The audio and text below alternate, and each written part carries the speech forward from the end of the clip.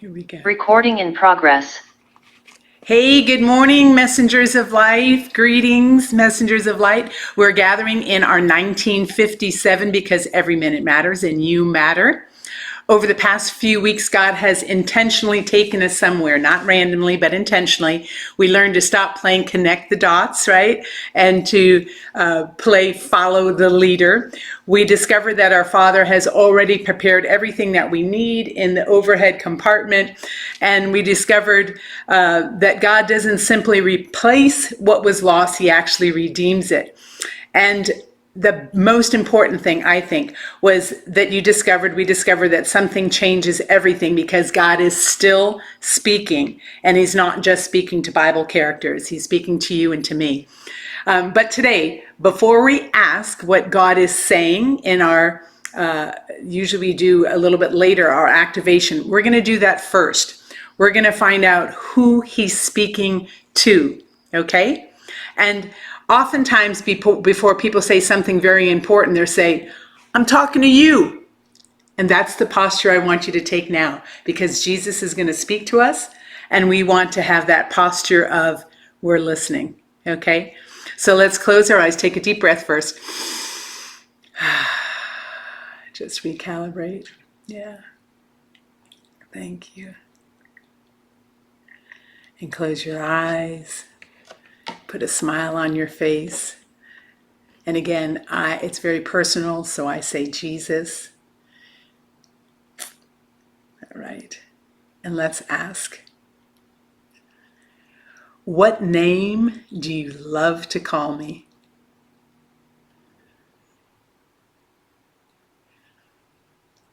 What name do you love to call me?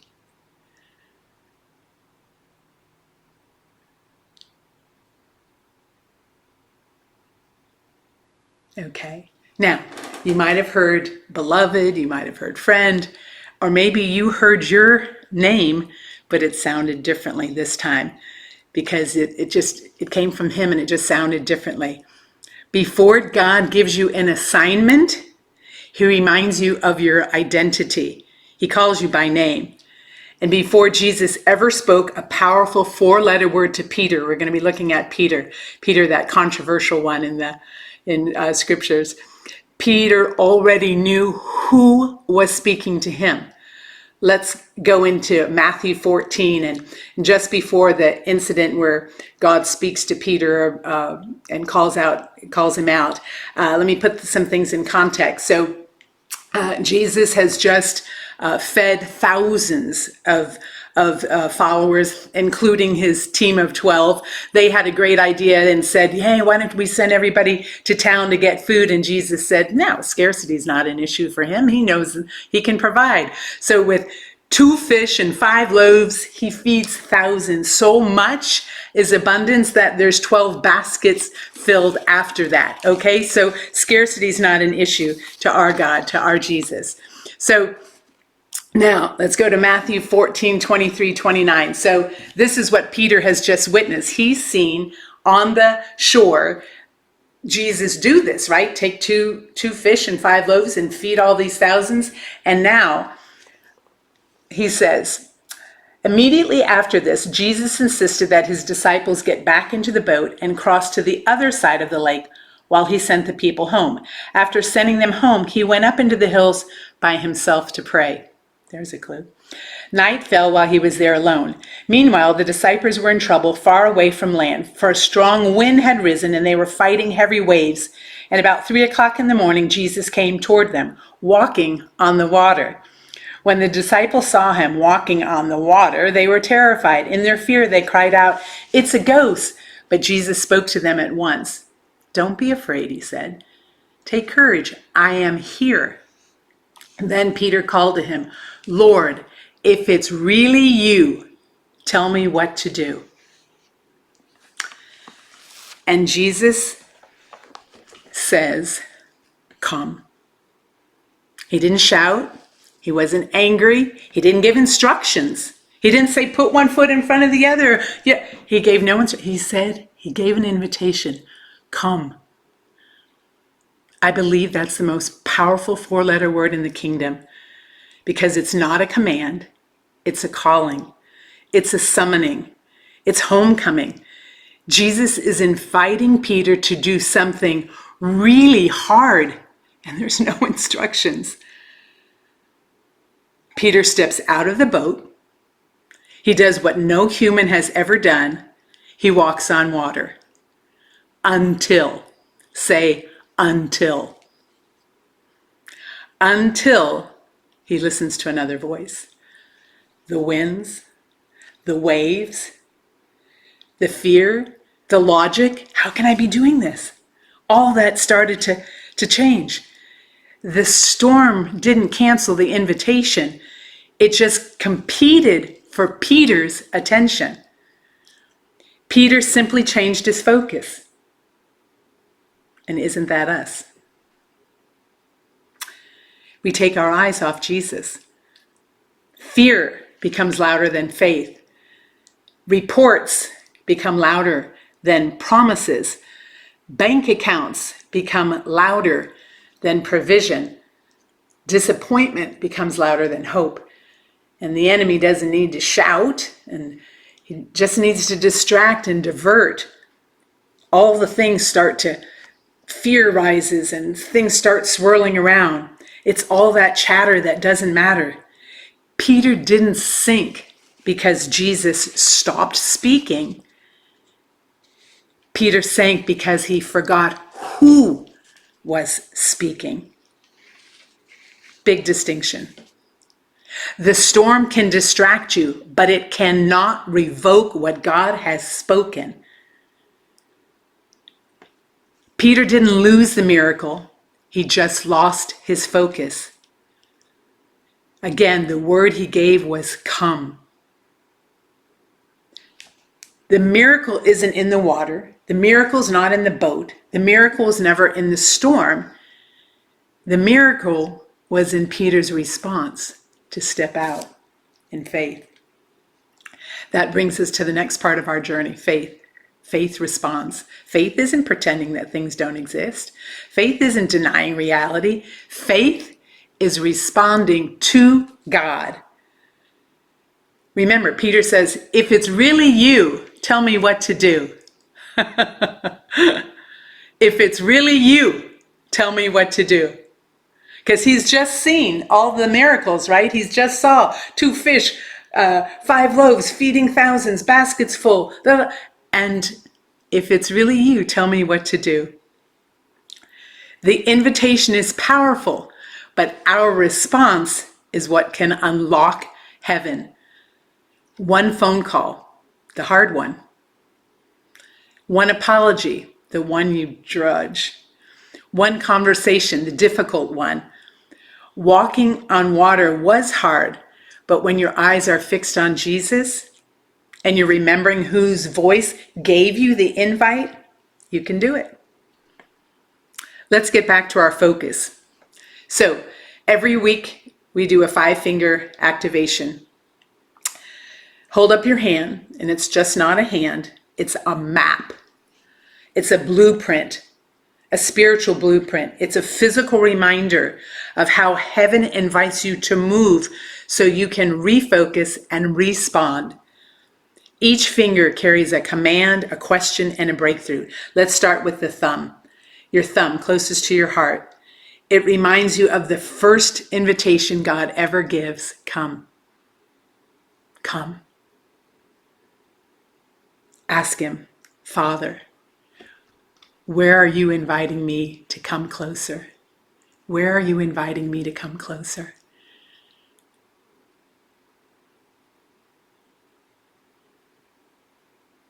Not someday, or not when life calms down, not when you feel more spiritual. Where is he whispering right now? Come sit with me. Come rest with me. Come walk with me.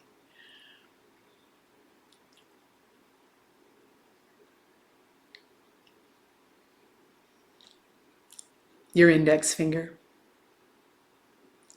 It points, it directs, it shows the way. Father, where are you pointing me this week? Where's the flow? Where's the grace? Where's the assignment already prepared?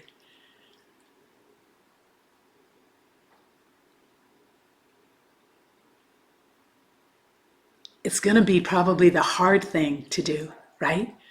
Walking on water isn't easy. It was hard. What's that hard thing that you've been putting off? Go to it. Middle finger, your tallest finger, the one that rises above the rest. It represents everything that tries to rise above God's voice that needs to be flicked off. Father, what fear, what distraction, what chatter that doesn't matter do I need to release? Flick it away. Thank you. Let go of the noise. Let go of the storm. Let go of that thing that keeps stealing your attention. Maybe it's your phone. Maybe it's texts.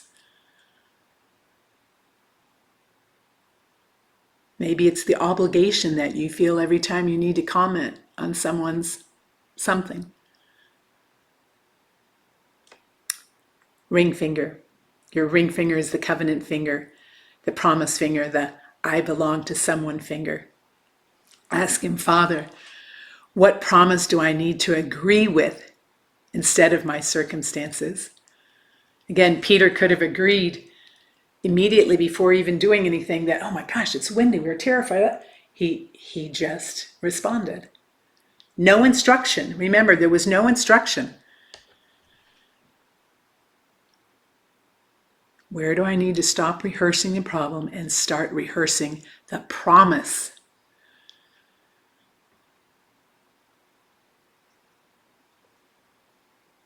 Well, my team isn't doing that. Well, so-and-so's doing that. Well, the doctor said I have to da-da-da-da. Rehearse the promise. Write it down, because that's truth. Thank you.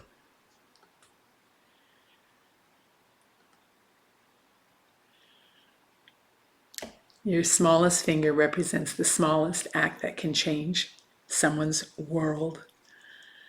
Ask, Father, who needs hope this week?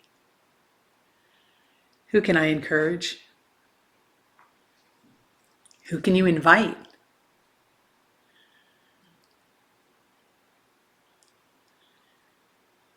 Who can you remind that God still speaks? Maybe they're blocked in thinking, oh, he doesn't speak. If he only speaks like this and this. No, you can carry on a conversation. He's the same yesterday, today, and tomorrow. And he loves you. And he calls you by name.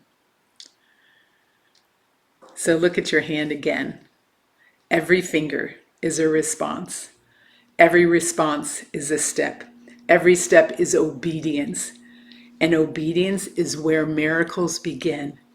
Come, follow, release, trust, share. Your hand to do mighty, great things. That's how you walk on water. That's how you walk on water. That's how you silence the storm. You put the hand up and silence the storm. Because the voice still says, come. There's still an invitation.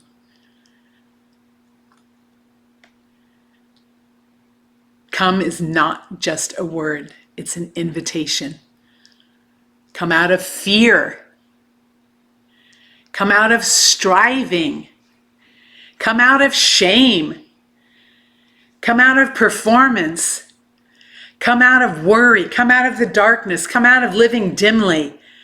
Silence those howling winds in your mind. The ones that hold up the hand, stop. God is calling you by name. In fact, I did this the other day with someone. When we finish here, I would love for you to take the time to Google what your name means, or the name that he called you today. Look it up, study it, ask Holy Spirit, what does that mean? Because it's significant. You know, many in the Bibles, their name was this, but then God called them this. Abram became Abraham. Sarai became Sarah. So just ask Holy Spirit there, what does your name mean? What's the significance? God is still speaking. God is still inviting his children. Your miracle may not begin when God speaks. Your miracle may begin the moment that you respond. It's up to you to respond. And remember, he didn't stop the invitation. You might have gotten distracted. But he's loving and good and forgiving. And if you've forgotten it or you've gotten distracted, the invitation is still there. The RSVP is still open. There's no time limit. You just turn again and let him take you where you need to go. The invite is still the same. It hasn't changed. God knows your name. God calls you. The question is, will you respond? Go ahead and stand right where you are just to activate yourself completely. And I want you to come forward. Just step into it. Come forward for whatever he's inviting you for. Come. Thank you. You've given your response. If there's a distraction or a diversion, the invite is still the same, and you've made the pronouncement, I come. Now, go shine brightly. It's God's gift to you and your gift to the world. I love you.